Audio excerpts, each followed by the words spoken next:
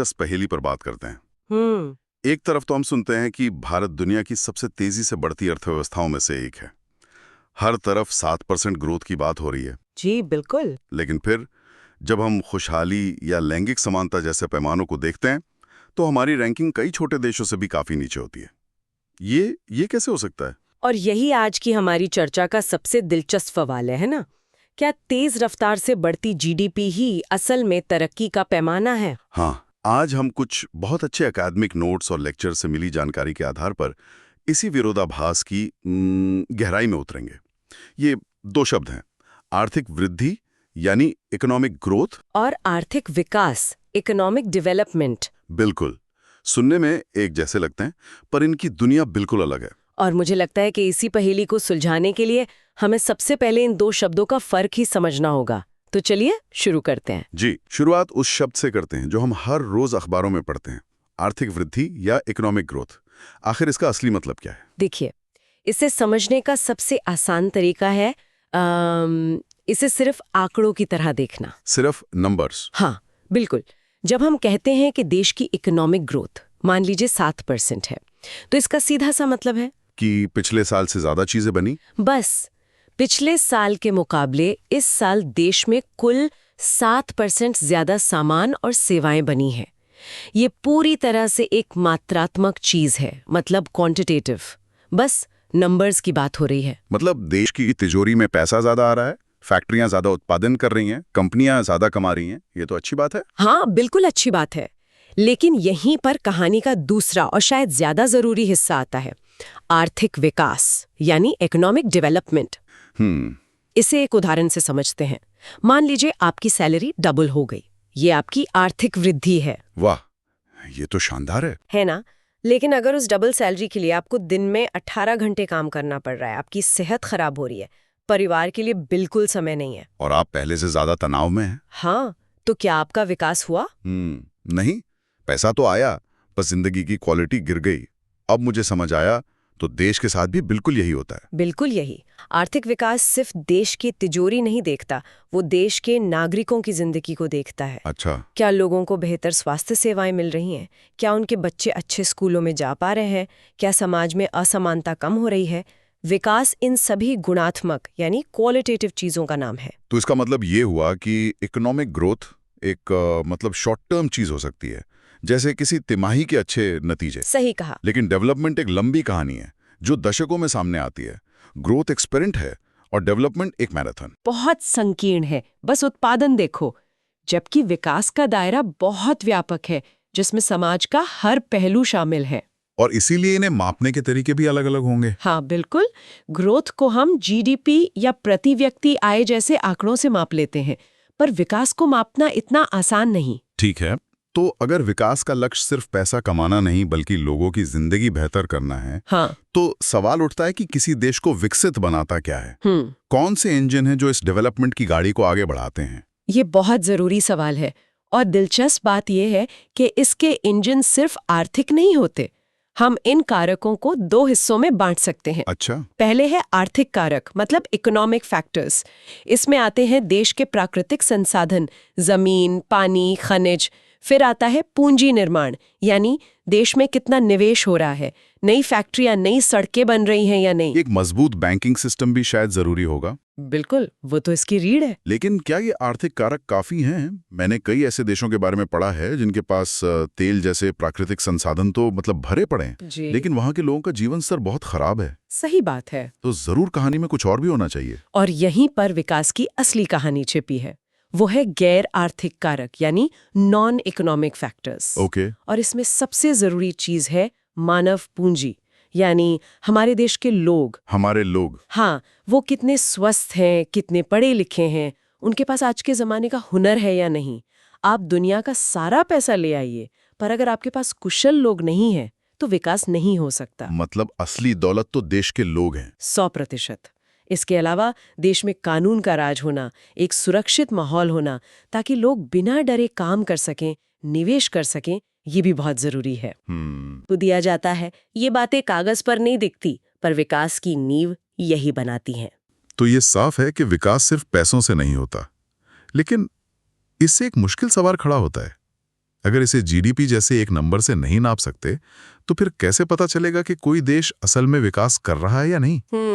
ये बेहतर जीवन वाली बात तो बहुत अस्पष्ट सी लगती है। आपकी बात बिल्कुल सही है और इसी मुश्किल को हल करने के लिए दुनिया भर के अर्थशास्त्रियों ने कई सूचकांक यानी इंडेक्स बनाए हैं। अच्छा। इनमें सबसे मशहूर है मानव विकास सूचकांक यानी ह्यूमन डेवलपमेंट इंडेक्स या HDI। HDI, मैंने इसका नाम सुना है। ये काम कैसे करता है? ये किसी भी देश को 3 मुख्य पैमानों पर मापता है।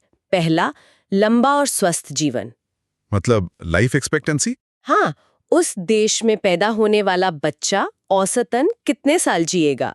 दूसरा है ज्ञान, जिसे इस बात से मापते हैं कि बच्चे स्कूल में कितने साल बिता रहे हैं। ठीक है, शिक्षा। और तीसरा है एक अच्छा जीवन स्तर, जिसे प्रति व्यक्ति आय से मापा जाता है। अच्छा, तो इसमें सेहत और शिक्षा दोनों को सीधे तौर पर शामिल किया गया है, सिर्फ पैसे को नहीं? जी हाँ, इन तीनों को मिलाकर 0 से 1 के बीच एक स्कोर बनता है।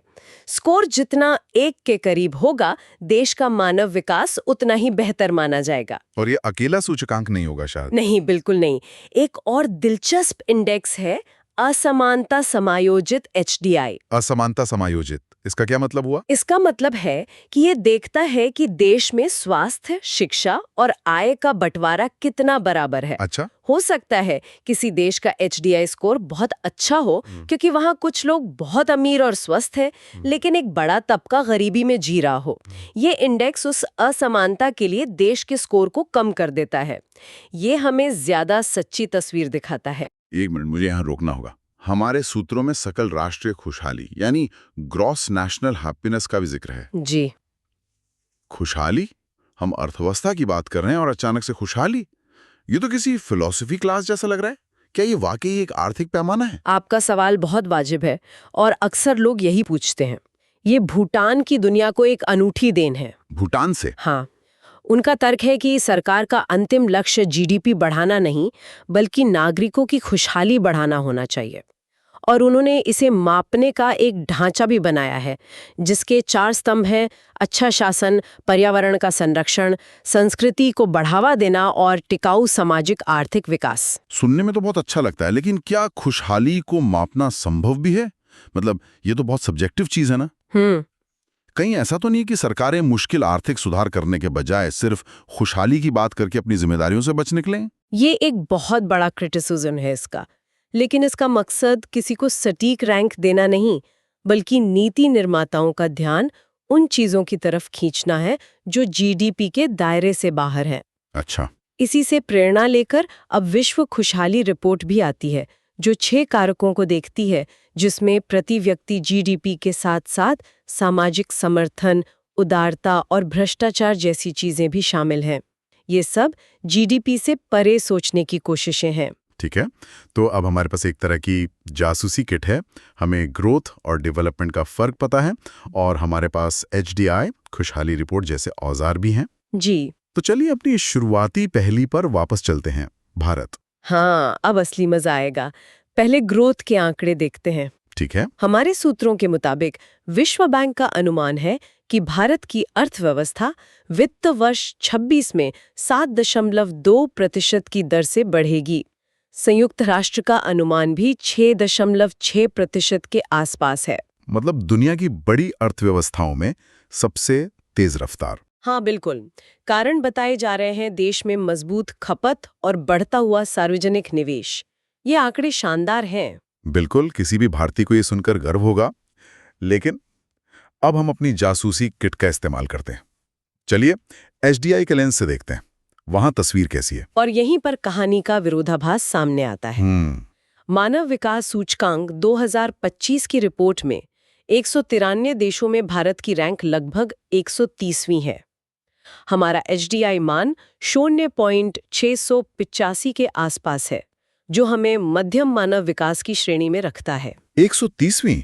मतलब दुनिया की 5वीं सबसे बड़ी अर्थव्यवस्था होने के बावजूद मानव विकास में हम 129 देशों से पीछे हैं। हाँ, और यही ग्रोथ बनाम डेवलपमेंट का सबसे बड़ा उदाहरण है। अब खुशहाली की रिपोर्ट देखें। बताइए। विश्व खुशहाली रिपोर्ट 2025 में 147 देशों में हमारी रैंक लगभग 118 है। लैंगिक समानता की रिपोर्ट में 148 देशों में हम 131वें स्थान के आसपास हैं। बाप रे। तो एक तरफ रॉकेट की रफ्तार से बढ़ती अर्थव्यवस्था है और दूसरी तरफ मानव विकास के वो पैमाने हैं जिन पर हमारी गाड़ी थोड़ी धीमी चल रही है। तो मतलब हमारी अर्थव्यवस्था की गाड़ी तो फरारी की स्पीड से दौड़ रही है, लेकिन सेहत, शिक्षा और खुशहाली वाली गाड़ी अभी भी ट्रैफिक में फंसी हुई है। आपने बिल्कुल सही कहा। यह है असली कहानी। हालांकि एक जगह तस्वीर थोड़ी बेहतर है। सतत विकास रिपोर्ट 2025 में भारत टॉप 100 में आ गया है। हाँ, ये एक बहुत सकारात्मक संकेत है कि सतत विकास लक्ष्यों यानी SDGs को लेकर भारत सही दिशा में काम कर रहा है। लेकिन दूसरी तरफ एक और लेकिन है। हाँ, वैश्विक भुखमरी सूचकांक 2025 में हम 102वें स्थान पर गंभीर श्रेणी में हैं। तो कुल मिलाकर सार ये है कि भारत की कहानी में 2 अलग-अलग अध्याय एक साथ लिखे जा रहे हैं। एक अध्याय आर्थिक शक्ति बनने का है और दूसरा अपने करोड़ों नागरिकों के जीवन स्तर को ऊपर उठाने की चुनौती का है। तो ये 2 कहानियां एक साथ क्यों चल रही हैं? अगर देश में इतना पैसा आ रहा है, तो वो लोगों की जिंदगी को उस रफ्तार से बेहतर क्यों नहीं बना पा रहा? हमारे सूत्र इन चुनौतियों के बारे में क्या बताते हैं? सबसे बड़ी चुनौती तो हमारी विशाल आबादी ही है। जब GDP का केक इतने ज्यादा लोगों में बंटता है, तो हर किसी के हिस्से में बहुत छोटा टुकड़ा आता है। सही है। इसीलिए हमारी प्रति व्यक्ति आय आज भी कई देशों से बहुत कम है। दूसरी बड़ी चुनौती है असमानता। विकास का फायदा कुछ शहरों और कुछ अमीर लोगों तक ज्यादा पहुंच रहा है, जबकि एक बड़ी आबादी पीछे छूट रही है। और शायद हमारी अर्थव्यवस्था का कृषि पर बहुत ज्यादा निर्भर होना भी एक कारण है। बिल्कुल, हमारी आधी से ज्यादा आबादी आज भी खेती से जुड़ी है, जहां आय कम और अनिश्चित होती है। इसके अलावा खराब बुनियादी ढांचा, जैसे सड़क, बिजली, अच्छे अस्पताल, अच्छे स्कूल, हाँ, इन सब की कमी भी विकास की रफ्तार को धीमा करती है। और इनके ऊपर से भ्रष्टाचार और बेरोजगारी जैसी समस्याएं तो हैं ही। तो इन चुनौतियों से पार पाने का रास्ता क्या है? क्या हमें ग्रोथ की रफ्तार धीमी करके विकास पर ध्यान देना चाहिए? नहीं, ये एक गलत सोच होगी। ग्रोथ बहुत जरूरी है, क्योंकि बिना उसके सरकार के पास सड़कें, स्कूल और अस्पताल बनाने के लिए पैसा ही नहीं आएगा। असली सवाल ग्रोथ का नहीं, बल्कि ग्रोथ के मॉडल का है। हमें एक ऐसे विकास मॉडल की जरूरत है जिसे समावेशी विकास यानी इंक्लूसिव ग्रोथ कहते हैं। समावेशी विकास, इसका क्या मतलब है? इसका सीधा सा मतलब है ऐसा विकास जिसमें सब शामिल हों। विकास की गंगा सिर्फ कुछ लोगों के घर तक न पहुंचे, बल्कि समाज के आखिरी व्यक्ति तक पहुंचे। अच्छा। इसका लक्ष्य आय की असमानता को कम करना है और ये सुनिश्चित करना है कि विकास का फायदा हर वर्ग, जाति, धर्म और क्षेत्र के लोगों को मिले। मतलब सिर्फ केक का साइज बड़ा करना काफी नहीं है, ये भी देखना होगा कि केक के टुकड़े सबको बराबर मिल रहे हैं या नहीं। होगा। स्वास्थ्य सेवाओं में निवेश बढ़ाना होगा और डिजिटल गवर्नेंस के जरिए भ्रष्टाचार को कम करना होगा। ये एक लंबी लड़ाई है, पर दिशा यही होनी चाहिए। और ये सोच सिर्फ भारत की नहीं है ना, अब तो दुनिया भर में GDP से परे देखने की बात हो रही है। हाँ, अब दुनिया के बड़े-बड़े अर्थशास्त्री मान रहे हैं कि 21वीं सदी की चुनौतियों जैसे कि जलवायु परिवर्तन और बढ़ती असमानता का समाधान सिर्फ GDP के पीछे भागने से नहीं मिलेगा। तो हमें विकास के नए पैमाने चाहिए। हमें विकास के ऐसे पैमाने अपनाने होंगे जो स्थिरता मतलब सस्टेनेबिलिटी और समावेशिता मतलब इंक्लूसिविटी को प्राथमिकता दें। असली विकास वही है जो आज की पीढ़ी की जरूरतों को पूरा करे, बिना भविष्य की पीढ़ियों से उनका हक छीने। तो आज की हमारी इस गहरी पड़ताल का सार यही है कि आर्थिक वृद्धि और आर्थिक विकास एक ही सिक्के के 2 पहलू नहीं है। बिल्कुल नहीं। वृद्धि एक जरिया है, मंजिल नहीं। मंजिल है आर्थिक विकास, यानी हर नागरिक के लिए एक बेहतर, स्वस्थ और सम्मानित जीवन। और भारत की कहानी हमें यही सिखाती है कि तेज ग्रोथ की चमक के साथ साथ हमें विकास के आईने में अपनी असली तस्वीर भी देखते रहना चाहिए। बिल्कुल, क्योंकि अंत में किसी भी देश की तरक्की का असली पैमाना उसकी GDP के आंकड़े नहीं, बल्कि उसके नागरिकों के चेहरों पर मुस्कान होती है। और इसी के साथ हम अपने श्रोताओं के लिए एक सवाल छोड़ के जाना चाहेंगे।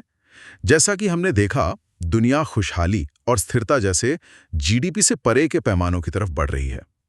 एक समाज के तौर पर अगर हम अपनी सफलता को सिर्फ आर्थिक उत्पादन से नहीं, बल्कि इन बड़े पैमानों से मापना शुरू कर दें, तो तरक्की की हमारी अपनी परिभाषा में हमें क्या बदलाव लाने होंगे? आज एक बहुत ही दिलचस्प पहेली पर बात